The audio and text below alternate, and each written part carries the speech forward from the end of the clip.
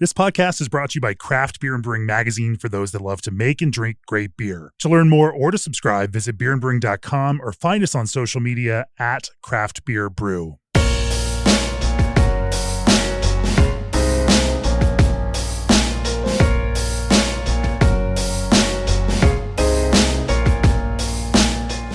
For this episode of the Craft Beer and Brewing Podcast, I am once again in Cleveland, Ohio. Joining me for this episode is Shaun Yasaki from Noble Beast. Welcome to the podcast, Shaun. Thank you. Honored to be here. I've had a number of good beers from you over the last couple of years as you started sending beer to the magazine. And as I was thinking about this trip out here to Cleveland, reached out. And of course, here we are late on a Sunday night. I'm going to try to keep it together. I got to be in full disclosure. I was drinking beer with Matt Cole at Fatheads this afternoon, and I've had a few headhunters in me at this point. But now we've switched to lager because lager is a big focus for you. You've built a beautiful little pub-focused brewery here, mostly focused on on-premise sales, a little bit of distribution, with a really smartly designed brew house designed, optimized for brewing lager at a smaller scale here.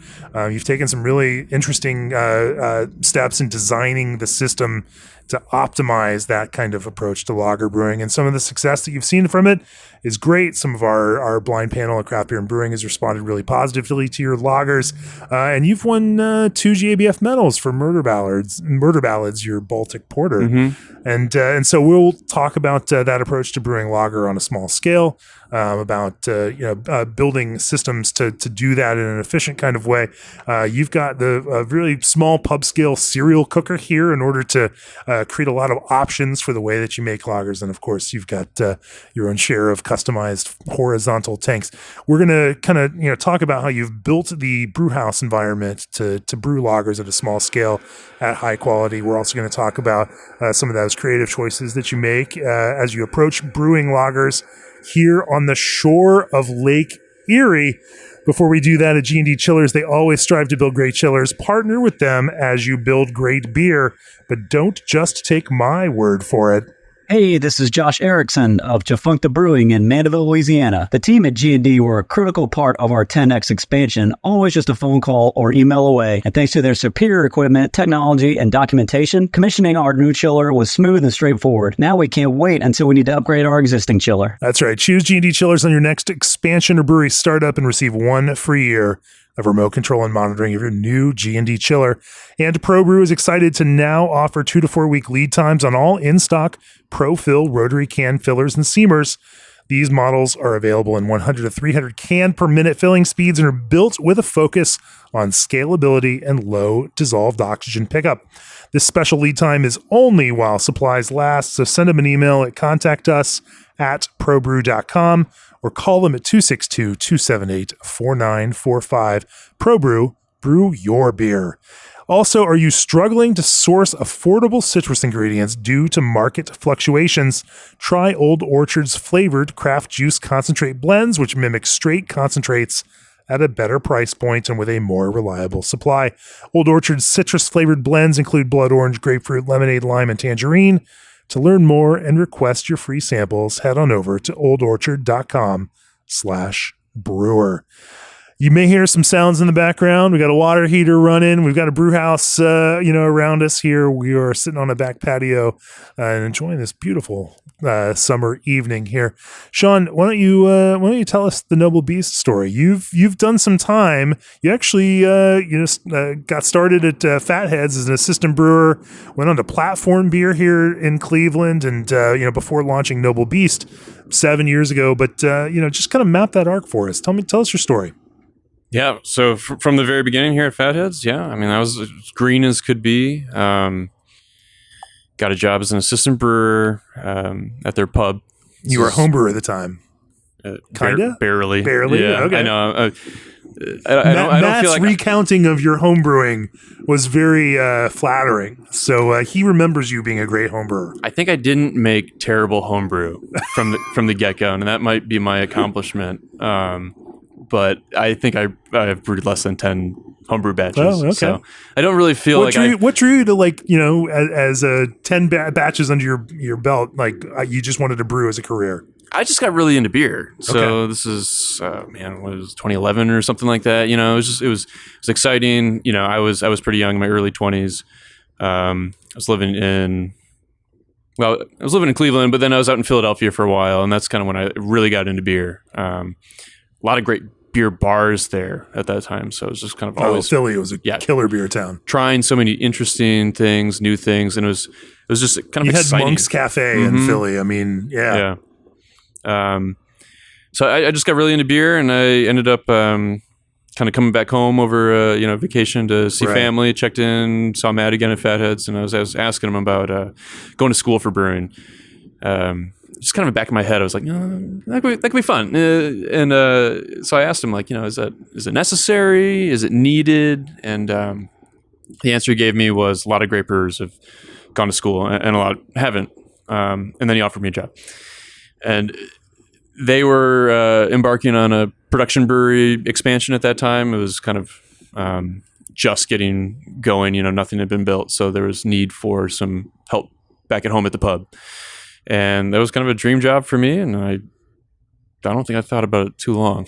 But it was maybe 4 or 5 months later that I moved back home to Cleveland here. Took that job, and a fantastic learning experience. World-class brewery, the pub operations, right? You get to do all the grunt work, a little bit of everything, cleaning beer lines. So it was a great kind of stepping stone for my career. Absolutely. Sure. And then where do you go from there? Yeah, 2.5 years there, and then left to co-found Platform Beer Company, which had pretty humble beginnings, little tap room here in Cleveland. Went on to grow pretty large and sell to Anheuser-Busch. This was all after, I had left. So it turned out to be what I was expecting and not a good fit for me. I ended up leaving after a year and a half and spent a year and a half pre-AB sale. Yes, pre-AB sale. I did not get any of that sweet AB payout. Was there a big payout, or did it just cover all the debt that everybody was in at that point? That's a secret that nobody knows the answer to except a handful of people, and somehow it's still a secret. Sure. But yeah, I suspect when that story gets told, it's not going to sound as glamorous. I always viewed it as a buyout, or a bailout, not a buyout. Yeah. I mean, that's who knows. From my talk to some of one of the lenders involved, that was my take too. But you pivoted then and set out to start your own brewery. Yeah, and those two experiences, Fatheads at that time where I was a huge restaurant, not an operation that I wanted to do again, or at least myself.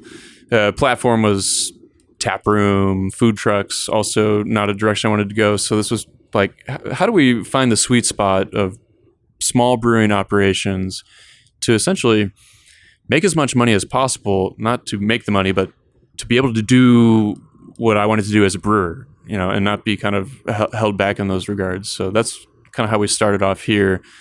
And we always build a robust and multifaceted business with multiple revenue streams that can be a sustainable business. And just keep it small. Yeah. So we always viewed it as a tap room with a kitchen, and that's kind of how we started. And that's not where the market took us, right? So at this point, it's pretty standard brew pub in a lot of ways, but it's working well, and we're still pretty small. We've done 750 barrels the last 3 years, just maxed out on our tanks and maxed out on the square footage here. So you start Noble Beast, the hospitality experience that you want to provide to people, but then it takes some beers also, and you want to make beers that people are going to relate to, but that also kind of fit what you want to make as a brewer, because those two things have to go hand in hand. And of course, as you're launching Noble Beast, you build a brew house that supports this idea of those beers you want to make. Tell me about how you formulated that idea, that creative idea for what you wanted Noble Beast to be known for. Yeah, the brew house is designed around being able to make any beer style really well and not be held back by your equipment, whether that be just traditional step mashes, or even doing following Cantillon's turbid mash. You can do that. We have a cereal cooker, so cooking raw grains to decoctions. This sounds like the reaction of a guy who brewed on a pub system. I kind of geek out with just weird mash regimes and spending way too much time in the mornings just spinning, mash around, heating it up and stuff. Well, we can talk about weird mash regimes later on. I'm sure everyone would love to hear your approach to that. Yeah. Yeah. So it's a lot of fun. It's great for a pub. It's not a fast system by any means, but we can, really just have a lot of fun experimenting. Well, with describe the system for everyone out there. I've seen it, but everyone out there listening hasn't. Yeah, it's nothing wildly unique. It's a 10-barrel brew house. It's a little oversized in areas, so we can, it's a 15-barrel lauter tun. I guess it starts with a mash kettle combo. So we're step mashing almost everything. And then it goes through a flexible impeller pump, can pump over to the lauter tun. That's a stacked vessel. So below that is a whirlpool with a cooling jacket. And then we have a standalone 7-barrel decoction vessel or cereal cooker, kind of call it both. Our grain handling system can mill into any one of those top 3 vessels. So almost everything goes into the mash tun, but often we'll split things up. Mill part of it into the cereal cooker, part of it into the mash tun. If we wanted to just mill everything into lauter tun, you could use that as a single infusion, kind of British style setup. Well, I want to talk about some of especially how this then reflects in the kind of small scale lager brewing that you do, because as we all know, brewing, especially the work-intensive, decoction-focused lager brewing that you tend to do, can be hard to do efficiently on small scales. And, from a cost to work standpoint, you need to find ways to make that worthwhile to you. I want to talk a little bit more about how you do that. But first, experience distinct transparency and juiciness with Omega Yeast Daybreak 5. Using their Lumina technology, Omega genetically eliminated haze in the popular British 5 strain, allowing you to preserve the fruit-boosting prowess while achieving crystal clarity. Perfect for modern West Coast IPAs. Learn more at info@omegayeast.com. And can seams should not just be handled by your OEM. Relying on outside help to confirm your product is shelf-ready puts your final product and your bottom line at risk. Take back control with RSS Macklin. They provide the training and the resources breweries of all sizes need to ensure the exceptional quality of your product remains the same from beginning to end. For more information, visit rssmacklin.com. That's RSSMACLIN.com. or email service@rssmacklin.com. Also, if you're a brewery or distillery and planning or interested in adding a brewery or distillery to your existing craft beverage business, visit breweryworkshop.com now and secure your spot in our upcoming brewery and distillery workshop this September in Fort Collins, Colorado.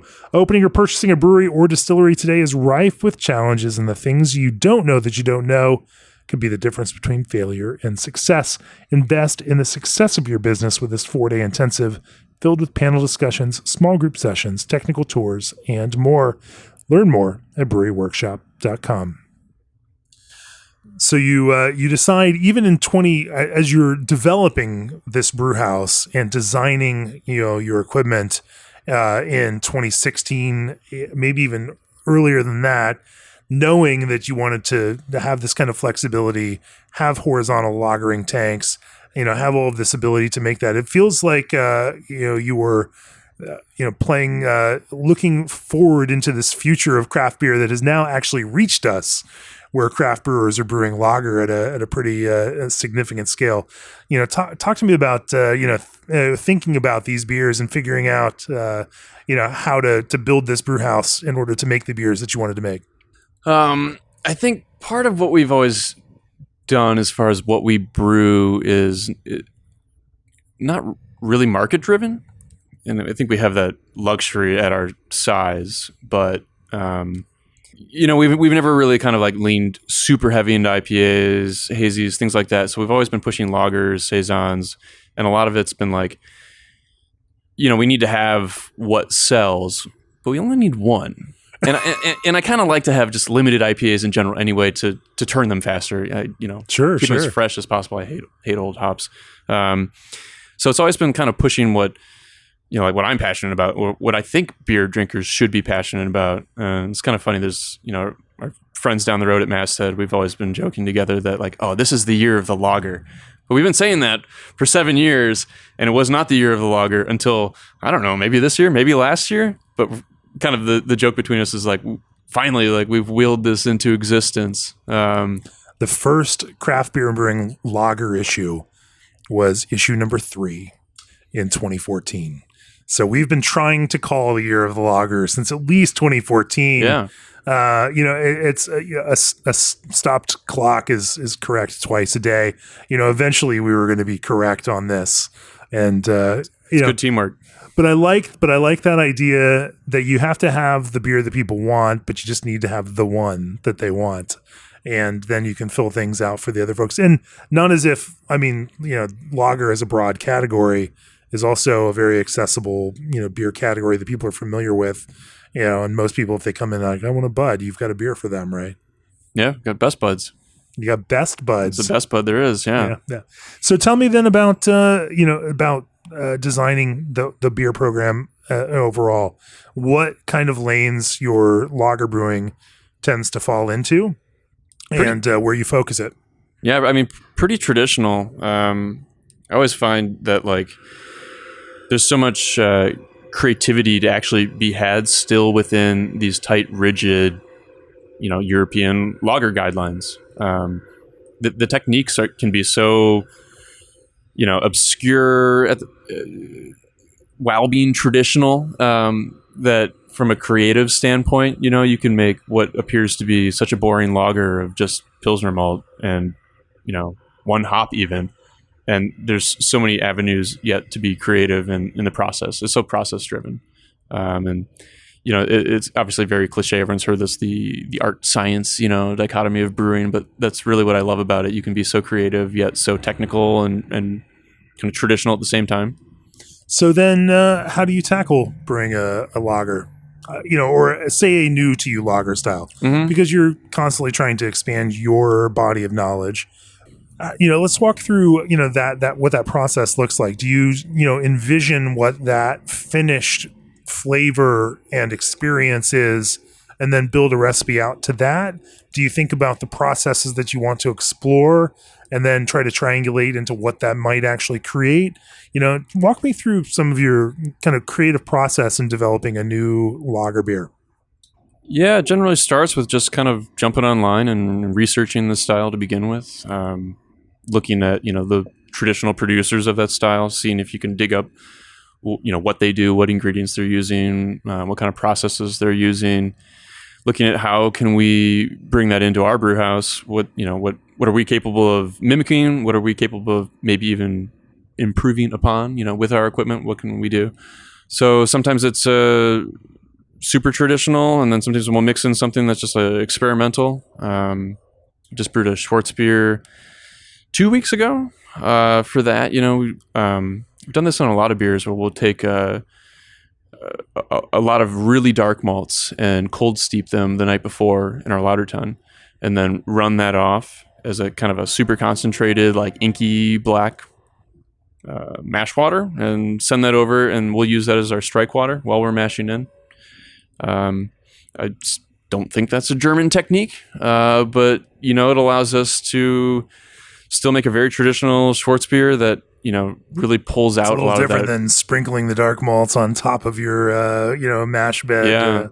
Yeah, all that inspiration comes from cold brew coffee, where you're trying to minimize bitterness and roast, and it works great for us, and we're able to pull a lot of color and really not any of that harsh roast astringency, kind of the charriness that you get when you're trying to make a Pilsner-ish beer black. It can be kind of hard to avoid. But.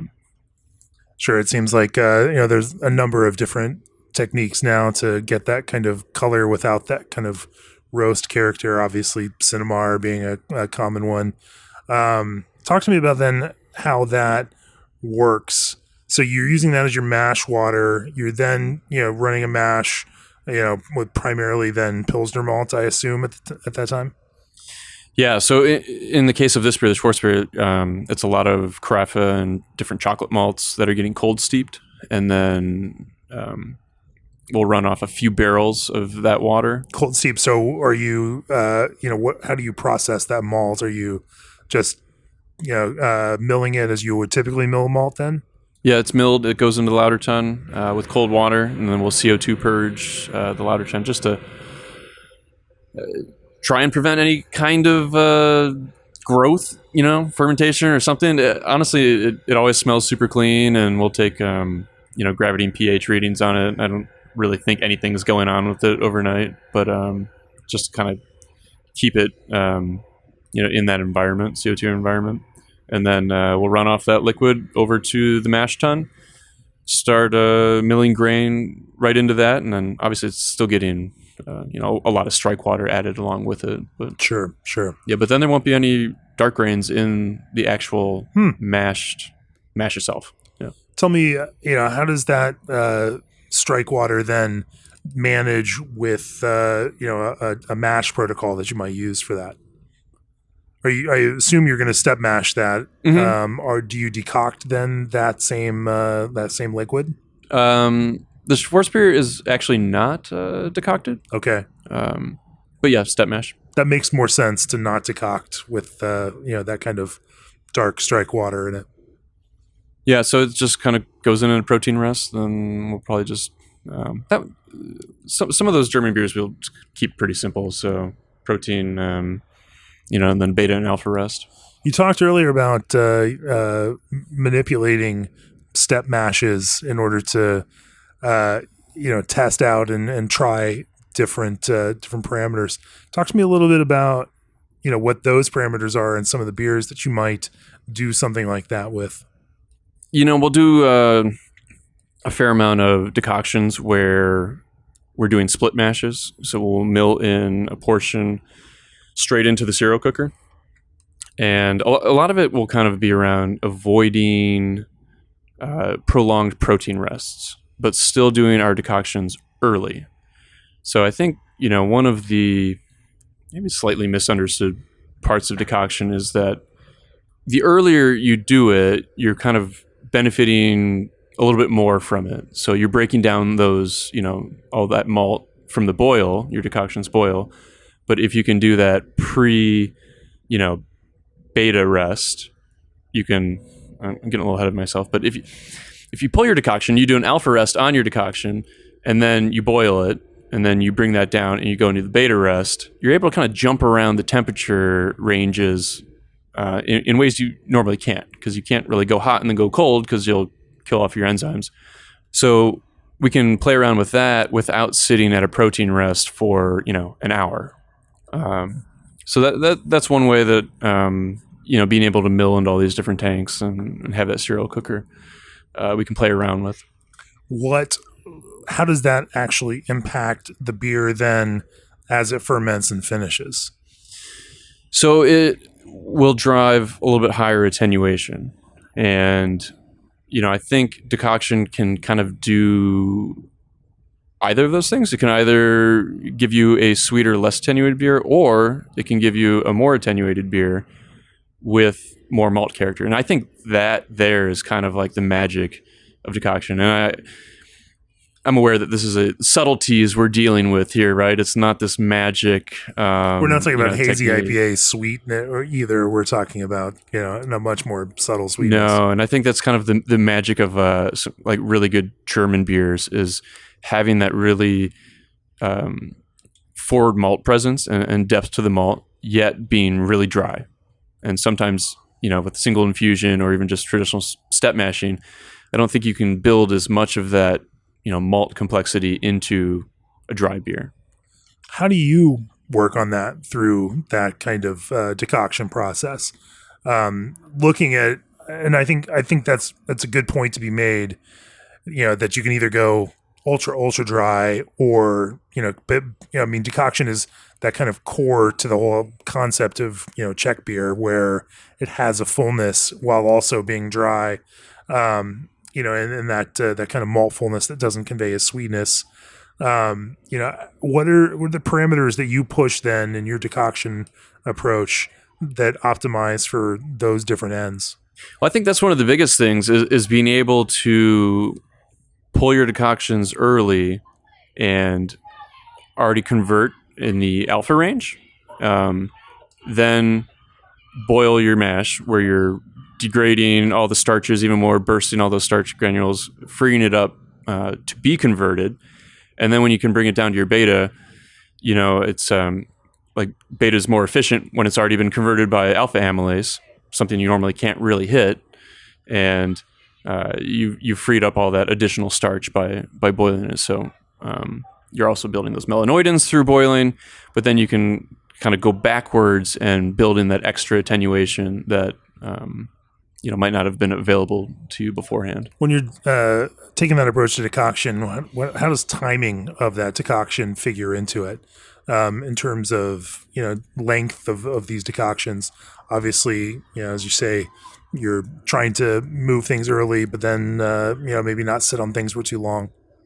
Yeah, it's just it's the protein restaurant. We're trying to not hang out at too long. Just to obviously, even if you're getting a less modified floor malted malt, it's still pretty well modified. Right. And we're just trying not to break down the proteins too far to the point where we're losing body and foam potential.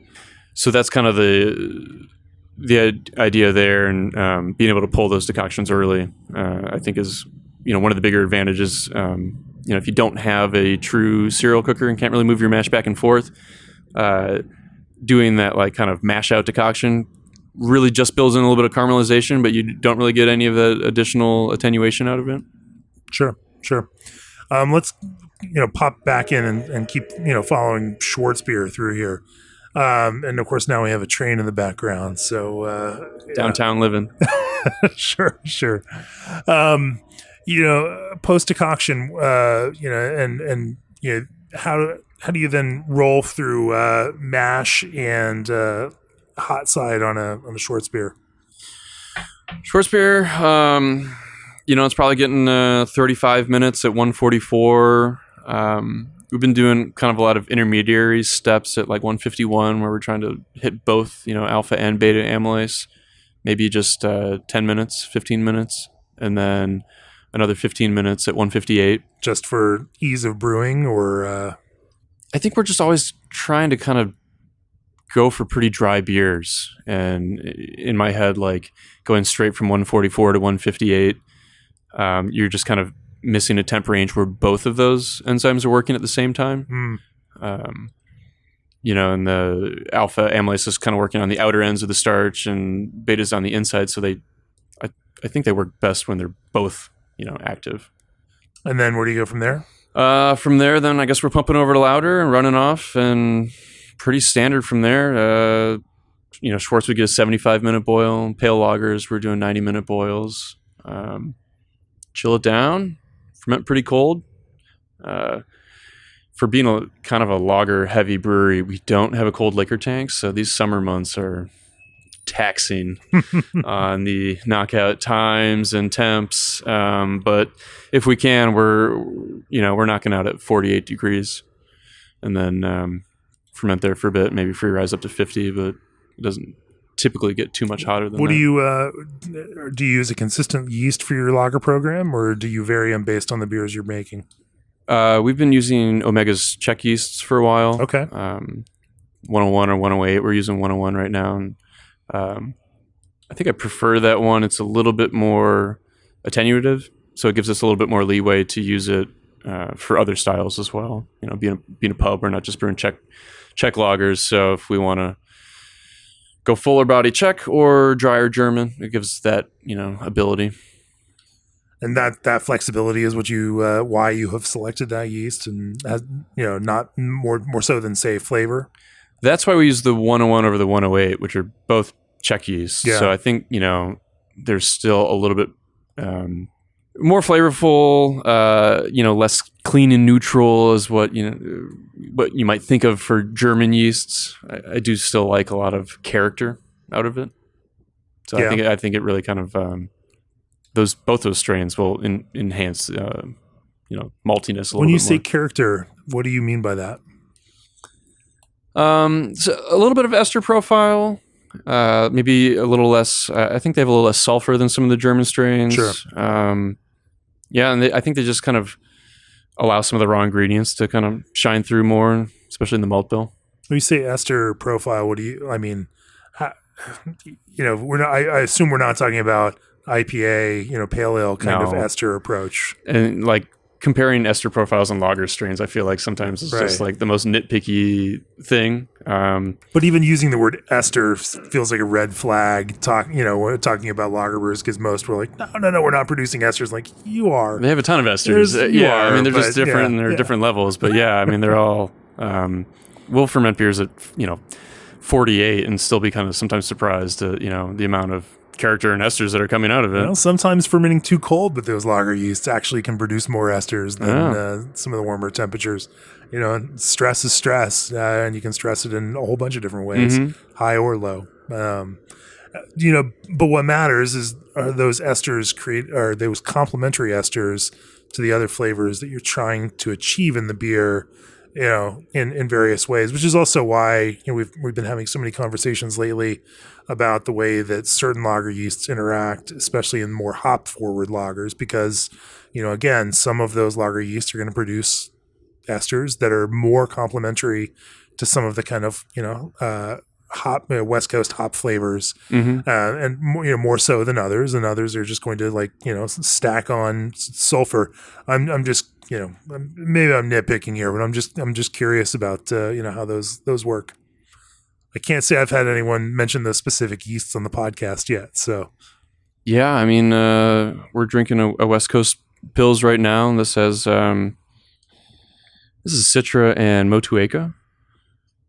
Man, I'm trying to think back to the recipe on this one, but I know we fermented it a little bit warmer. And in the grand scheme of things, I think the hops are dominating in this beer. And if I tried to tell you the nuances of the lager esters in this, I'd probably just be making it up. I would be making it up. So that's fair. That's fair. Well, maybe we'll see where else we can get on lager brewing before we pivot and talk about some of the other styles you brew, because you brew a lot of lagers. In fact, I want to talk about, especially about how you use the cereal cooker, and work through cereal mash, especially as you incorporate some of the other grains, particularly rice. I know you're a big fan of working rice in the beer. We'll talk a little bit about that. Before we do that, Indie Hops breeds new hop varieties to help brewers captivate beer lovers. Brewers worldwide trust Indie's unique varieties, Strata, Lorient, Luminosa, Meridian, and Audacia, to modernize, brighten, and diversify their beer lineup. Indie also offers classics that thrive in Oregon terroirs, such as Chinook, Crystal, and Sterling. Thoughtfully crafted and selected hops to meet your brewing needs. Visit indiehops.com/podcast to discover what's new in hop flavors. Indie Hops, life is short, let's make it flavorful. And Berkeley Yeast, founded by bioengineers, yeast that's designed to improve flavor, quality, and consistency, increase efficiency, and save you money. If you've been following yeast, I'm sure you've heard about their strains. Super Bloom strains make classic hops flavors. Fresh strains keep diacetyl low even with large hop additions. Tropic strains make a tropical bouquet reminiscent of the finest Southern Hemisphere hops. And they just dropped new strains that are even more futuristic. Nationwide free shipping. Mention this podcast for 20% off your first order. And if you're a brewer who's also interested in distilling, subscribe now to the Craft Spirits and Distilling Podcast, available on all of your favorite podcast platforms. Hosted by Sydney Jones of Heaven Hill in Bardstown, Kentucky, and Molly Troop, Master Distiller for Freeland Spirits in Portland, Oregon. This podcast explores the technical and creative processes behind great spirits through conversations with some of the leading distillers working today. It's everything you love about the Craft Beer Brewing Podcast, but focused on distilling. Click on the link in the show notes and give it a listen. Should we talk about cereal cooking for a little bit? Sure. Let's talk about that. Yeah, it's fun. Yeah. Well, so, tell me how that works into your brewing process on specific beers, and kind of walk me through your cereal process. So, using like raw grains like that, we're typically using raw rice. I'll drive down to the... You're on Team Rice, not on Team Corn. I'm on Team Rice. I am on Team Rice. It's $25 for a 50-pound bag. I go down to the Asian market and right around the corner, and I just load up a shopping cart full of white rice. There's no manual on this. There's really not a whole lot of books or literature, so it's been a lot of just trial and error and figuring it out and making huge messes and being really annoyed at cleaning those up. So we mill the rice. Your trial and error is everyone listening's benefit. There we go. All right. You're doing the Lord's work. So you got to mill the rice because we've tried not milling it because by the time you actually like mash out, you don't see the rice. It's gone. It's dissolved. So it's like, why do we got to bother milling this? Let's just put it in. But it takes forever to gelatinize if you don't mill it. So it'll gelatinize in 5-10 minutes milled. And we're just trying to kind of crack it in half type of thing. Maybe a couple pieces, 3 pieces per kernel. But if you don't mill it, it's going to take you 45 minutes. And we don't boil it anymore. We initially boiled it, but then in our cereal cooker, it was just caked on everywhere. All the steam jackets had an inch thick layer of rice on them, which is a pain in the ass to get out. So go up to about 195 degrees, spinning it full speed. It really wants to get thick, so you're going to need to use a good bit of water. And so 195 degrees for 5-10 minutes, spinning it real fast. Just short of boil is enough to keep it from just going over the top. Yeah, boiling it, it just cakes onto our steam jackets. Yeah. And so we'll mix in some malt as well. I don't know. A little enzymatic activity in there. Well, I don't think so because we're going in pretty hot. So we're not really like stepping the rice before we get to gelatinization temps just because I don't think there's anything to convert really effectively at that point. So then why add barley then? To chase the rice out of our grain handling system. It's so much smaller and denser and heavier that we have like a little chain disc system, but it's actually like a chicken feed chain disc, not a expensive cable vey. So it actually falls backwards down the vertical runs. So we'll chase it with a little bit of Pilsner malt going into the cereal cooker. Yeah, probably 10 minutes to gelatinize. It's super obvious. It puffs up, it gets thick, it looks like cream of rice. You just kind of scoop a little bit out and eat it. And if it's crunchy, you got to keep going. If it's nice and soft, you're ready to go. And that's a high-tech sample method right there. It always makes me super hungry too because I just want to have like a big thing of butter and like some shrimp up there because you're just like making grits and cream of rice. So yeah, while we're doing that, we would have mashed in all the barley malt, and then once the rice is done, we'll just pump it over into the mash tun, mix it all in, and then convert from there. Talk to me how you work, rice grains into, say specific lager beers. Yeah, so I've always viewed rice as kind of like a negative ingredient. I've had other brewers ask me about, varietals of rice, and like I have no idea. I don't think it tastes like anything really. I'm getting this. It's the Lucky brand from the Asian grocery store. I always get the same one because it works, and it's $25 a bag. But I like it for that reason. This negative ingredient that is basically going to pull color out of your beer, pull flavor out of your beer, so that other flavors can dominate and shine. Or if you're making a light lager, you just want less flavor. And I think it works great in that regard. How does it pull other flavors out of your beer? Not that it's pulling them out; it's just creating a void. So we're still producing fermentable sugars. And frankly, there's easier ways to do this. You could be using dextrose or rice syrup solids or flaked rice, right? But like we have a cereal cooker, and I'm going to cook cereal, and it's fun. And I will say the beers that we use raw rice in, I think they're cleaner than using flaked rice or the syrup solids. Mm-hmm. But even outside of lager, we just brewed a West Coast IPA that's 15% rice, and same thing there. It's just drying it out. It's really just creating less competition for the hops, and those beers are all about just hop expression. It seems like a bit of extra work when you could just again add some of that dextrose in there. It is, but it's we're a 10-barrel brew pub that. It's more about fun, and it's about the story too. It's I think it makes the beers more interesting. They're more interesting to talk about. They're more interesting to market. Yeah, and at the end of the day, it's just how can we have fun as brewers and experiment and enjoy what we do. Why rice over corn? I like the kind of just that clean, crisp flavor, the lack of flavor contribution from the rice. When we've used corn, I personally just don't really gravitate towards that flavor, kind of the corny flavor we've had. I should probably keep trying it, and I actually plan to.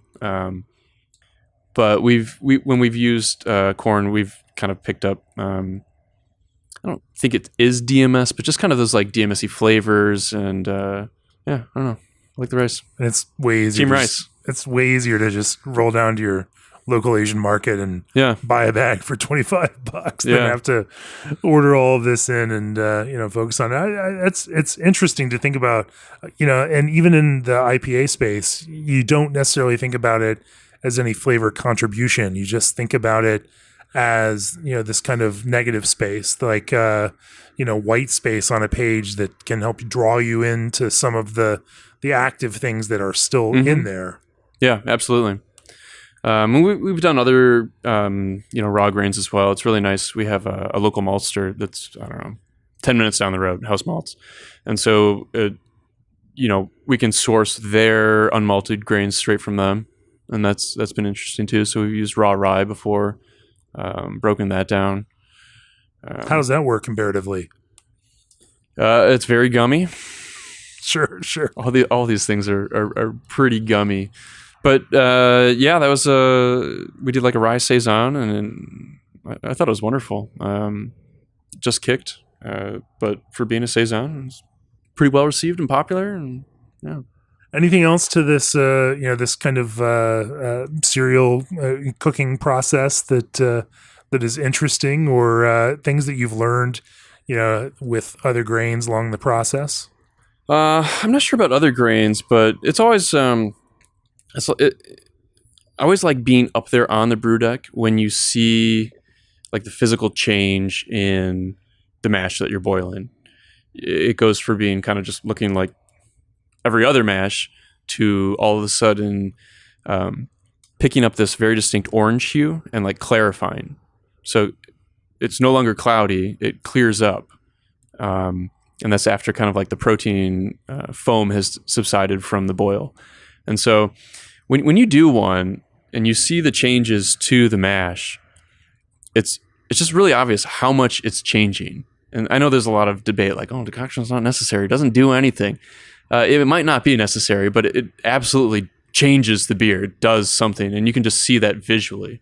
I think that's always kind of like a fun part of pulling one. Well, let's talk about some other beers, that you make. You do make IPA here, and you make one. We make maybe two. Two, okay. Sometimes three. Yeah. And then if there's four, people wonder what's going on. Yeah. We get a lot of questions when there's 4 IPAs on the board. Tell me how you approach making IPA. Now, obviously, coming out of the school of fatheads, there's you got a master class in IPA brewing there, but at the same time, you're an ambitious brewer, and you don't want to remake Headhunter. You want to make your own approach, even though it has to be as good, or else you can't live with yourself. So, how do you go about making? It's not as good as Headhunter, and I'm still living just fine. So I don't know about that. This is off topic already, but something that always impresses me about Headhunter is like, I used to brew that all the time. It's not even close to what they're making anymore. The recipe is totally different. Everything they're doing is totally different. Fatheads is really great at adapting and continually evolving and just staying on top of IPA. It's pretty impressive. The best breweries are. Yeah. They are. And there's through lines. And then, there are times where, over a couple of years, you come back to it and you realize, that's very completely departed from where it was. But they've done that slowly and worked the audience along with them as they've made that change, and it's all for the better now. And and again, no brewery wants to be out there like, hey, we're constantly changing this beer that you love. Like, that's just it's not a great marketing message to be out there with. But at the same time, those of us who drink these things, are absolutely tracking some of that.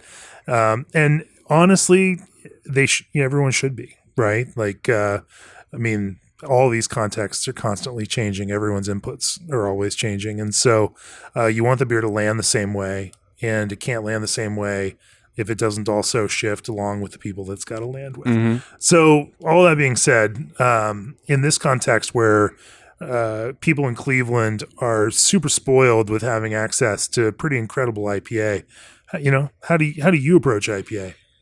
I think we try and find that balance where it's not. So I guess I'm referring to our like kind of one of our flagship beers, which is Evil Motives IPA. It's West Coast at heart, but as West Coast has changed over the years, like almost I look at this as like more of a Midwest IPA. It still has a malt presence to it, and this will probably upset a lot of people, but I'll go out to the West Coast and some of these IPAs just ring so hollow to me. There's no substance backing up this hop water. That's a little harsh. That's maybe over the top, but I like a little bit of malt presence. And we're not talking crystal malt at all. I don't use any crystal malt in any of the IPAs. But so you are thoroughly Midwest in your approach to American style IPA for this beer. And this is our, Evil Motives is always our number one seller. It's one of the two beers we always have on that alongside with our Czech Pils. The other beer that we were just talking about was the West Coast IPA with the rice, decocted rice in there. So that one is, how can we thin this out? How can we make this as, bare bones malt? Decocted cereal mashed IPA. Yeah. All right. Yeah. Doing it the hard way. And that's a decoction where we're like we said, the negative ingredient, removing malt. So decoction can be used for building malt character in, or in the case of rice and a little bit of barley, removing that malt character. So talk to me about the overall design of this, because it still needs to drink like a West Coast IPA and still reference people even, and that kind of lightness you have to then of course structure hops to work within that kind of likeness. Talk to me about the creative design process on that. Yeah, that one, the bitterness is toned down a little bit. It's still pretty strong, bitterness, but just do you have a goal, IBU goal in mind? And calculated, of course. Calculated by our software, it's 60 IBUs. Oh, okay. It's kind of higher than some other people's calculations, but still, yeah. Yeah, I know our in-house calculations are not terribly accurate. No one's are. Yeah, but like any beer, it's just it's balance. So if it has a that kind of leaner body, we're gonna try and not over hop it. Everything is just so much more front and center, right? So any astringency, any grassiness, any vegetative character is just going to be amplified by not having that malt character to be side by side with it. So when you build a grist bill, you use 15% rice. Is that roughly, or and then what's the rest of the malt for that? Stall Pilsner. Yeah. Are there any specific Pilsners that you lean to? For a beer like that, we've been using Swan's lager malt lately. Swan, yeah. What is it about Swans? It is it's 1.4 Lovabon. It's pretty light. It's just incredibly clean. Okay. Yeah. Been really impressed by just the super simple, crisp, and clean flavor profile of it. Yeah. Other than that, it's a little bit of decoction there in this process, and then what's a boil look like for that? 75 minutes. That's our go-to. Really only going to 90 if it's something that we're a little more worried about DMS in. And hop additions through that process? Hop additions, 60-minute bittering with Flex. Been enjoying using Flex at 60. And what do you like Flex for? Just clean and crisp and simple.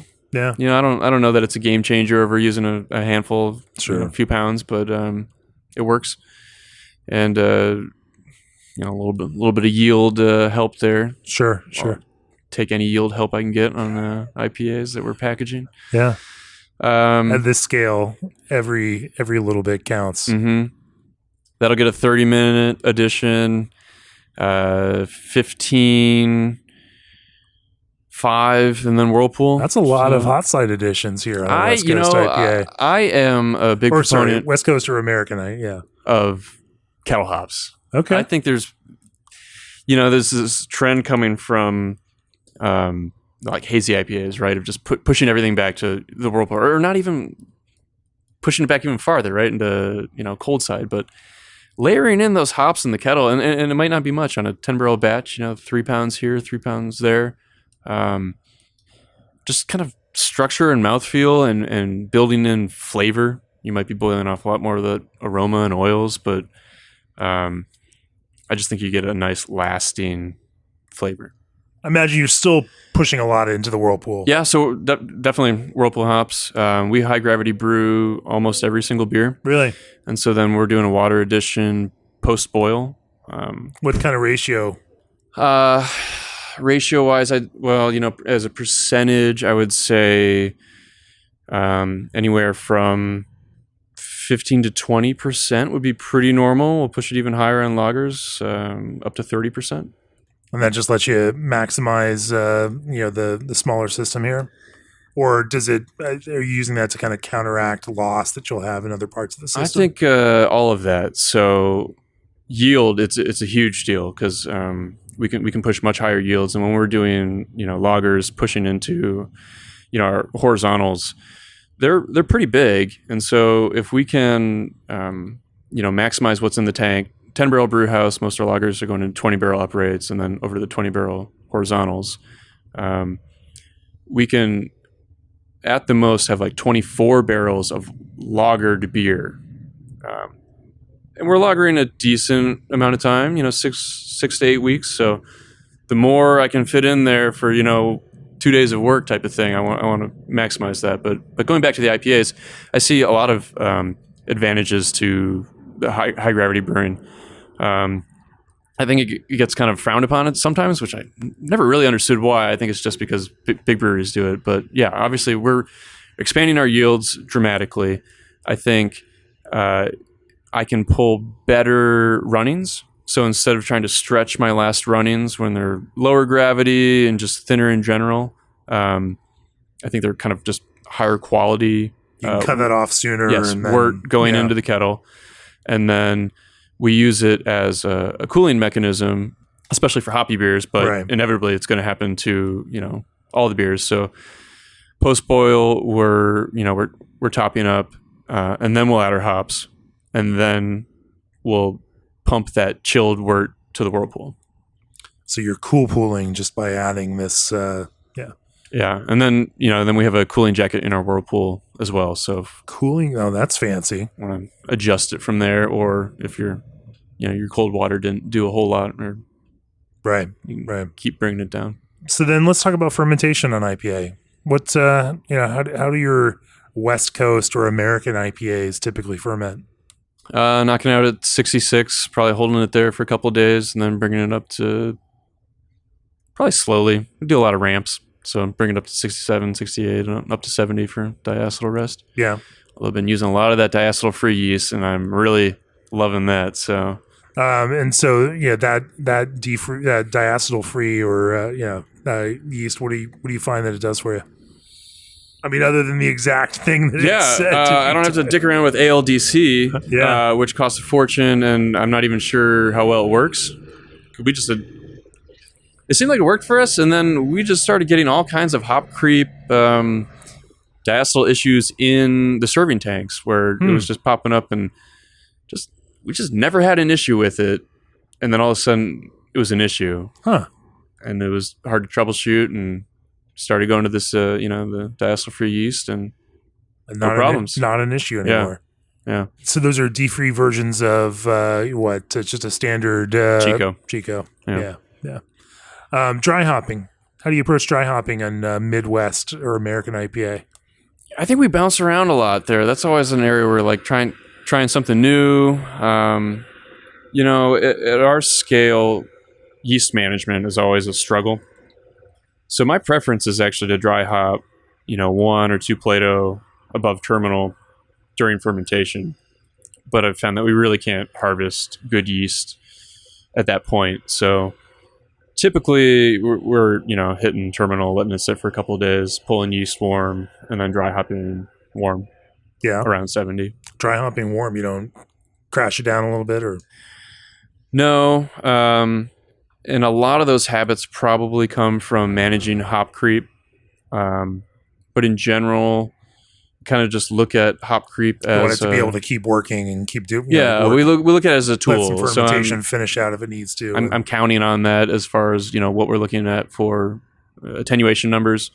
But yeah, we want to dry hop warm, let that finish up, not worry about are we getting very, very, very slow hop creep at 60 or 55? Right. I just want it to do its thing and be done with it.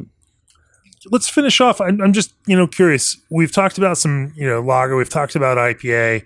You're an adventurous brewer. You like to experiment. You've got a small pub focused brewery here, and you can make strange beers that allow you to stretch and be creative. What was one of the most challenging or interesting beers that you've brewed over the last year that you learned a ton from the process of brewing? You know what, I really kind of geeked out over doing a parti-gyle. So after a really long barley wine brew day, where in the past we were dumping 17 Plato runnings down the drain, and every time I did that, I was like, damn it, I need to do a parti-gyle, but just hadn't really planned for it. So planned for it this time. Ran off a half batch. We've got a little kind of 5-barrel half batch blender tank that we'll do half batches into. I think we got a 14.5 Plato, beer out of that. Kind of came out just like an ESB, hopped it like an ESB, and then keg conditioned it. And it's kind of like a totally free, beer. Sure. I'm not that cheap. I keep talking about things being cheap and free, but when you own a brewery, and all of a sudden these last 2 years, I'm like, you really have to start paying attention to it now. But it was a really great beer too. I loved it. And it's a way to make ESB work because it's very. Imagine that's a slower or pub ale or English, however you want to call it. Those are slower selling beers. They are, but I feel like we've made a nice little niche for ourselves where we can put those on, and that's almost what people expect is a little bit of storytelling with the beer, interesting beers. So it went pretty well. And the same kind of barley wine wort, just at that lower strength, produced this kind of beer. What other recipe considerations did you have to make in order to have it finish where you wanted it to finish? I think I had a little bit of Fuggles on hand. I bought one bag just for this. I think it was bittered with whatever, probably some German Magnum. That's what a lot of our beers get. So while your barley wine is boiling, were you able to, would you throw it into the cereal cooker, or you just held it? Yeah, we continued and we ran that off into the cereal cooker and used that as our kettle. So it's a 7-barrel max volume on that. So it's perfect for boiling half batches. So smart. Collecting runnings from whatever you're doing. If you're doing a big, double mash stout, you can run off into that while you're running off or mashing another beer. So there may be future parti-gyle beers for you as you make other high gravity. Yeah, beers. We just did that in the spring. We haven't done any imperial stouts since then, but I'd do it again. Yeah. Anything any problems you had to solve along the way that, or it all just worked out exactly as planned? That worked out fine. I think my biggest worry was how quickly will those runnings drop off? Because it went from, I think 17.5 Plato, but it, that was kind of the sparge water was just hitting those run-ins. So it did taper off pretty quick. So we were only able to pull a half batch out of it. As we finish up here, maybe we zoom out a little bit. You're 7 years into Noble Beast. Beer is in a different place now, way different place than when you started this. You made it through a pandemic, and of course, now the world is caught up and absolutely is digging craft lagers in a way that it maybe wasn't, 4 years ago, or certainly not 7 years ago when you launched this brewery. What's your hope for Noble Beast in the future. What do you hope for this brewery to become, 3 years, 5 years, 10 years? And this is a family business. Your wife also works for the business. This is it's not just it's a labor of love, but you all are all in on this. Yeah, I've actually been thinking about this a bunch. Like, restaurants in general don't last too long. Most last way less than breweries do. And frankly, it's hard to look at, the lifespan of breweries and have any kind of expectation because in general, we're all relatively new. So it's always about like, how do you adapt? But at the end of the day, we're a pub and restaurant, and I don't think beer is going anywhere. So how do you just continue to, provide high quality across your entire operation, from the service, from the food, from the atmosphere to the beer, and, just keep things interesting? I think a lot of that comes down to, what do I find interesting? And this seems a little arrogant, and that's not how I want it to come across, but like, if I'm passionate about it and I can tell that story and I can create it well, at a high quality level, I think that is what sets individual breweries apart. What is kind of their focus? What is their passion? And so we've never really been a trend chasing brewery. So I'm not going to look into the future and be like, oh, we got to keep on top of trends and stuff like that. So it's just, how do you continue to tell your story? Well, I think that's a great place to bring this to a close. Choose G&G chillers on your next expansion or brewery startup and receive 1 free year of remote control and monitoring. ProBrew offers 2 to 4 week lead time on in-stock rotary can fillers and seamers. Old Orchard is a go-to source for fruit-forward ingredients for some of the biggest names in the craft brewing landscape. Omega Yeast's Daybreak 5 gives you juicy modern hop flavors without the haze. Take back control of your canning and seaming with the experts at RSS Macklin. Trust Indie Hop's unique varieties to modernize, brighten, and diversify your beer lineup. Berkeley yeast strains are designed to improve flavor, quality, and consistency. Visit breweryworkshop.com for more information about the upcoming Brewery and Distillery Workshop this September. And if you're a distiller or curious about it, check out the Craft Spirits and Distilling podcast. If you've enjoyed this episode and any others, go to beerandbrewing.com, click on that subscribe button, and please help us bring these great conversations to you all week after week. Great video classes, great issues of the magazine, all the things that we bring to you week after week, month after month, year after year. Year 10 right now for craft beer and brewing. Thank you all for coming along on this journey with us. Shaun, if people want to learn more about Noble Beast and the beers that you brew and your crazy small pub decoction and cereal cooking system, where do they find you all? Just look up Noble Beast Brewing on Instagram. That's where we are. And come visit right here on the shores of Lake Erie, yes, beautiful in Cleveland, Ohio. Yeah. It's been great to talk to you about brewing, Shaun. Cheers. Yeah, thank you so much.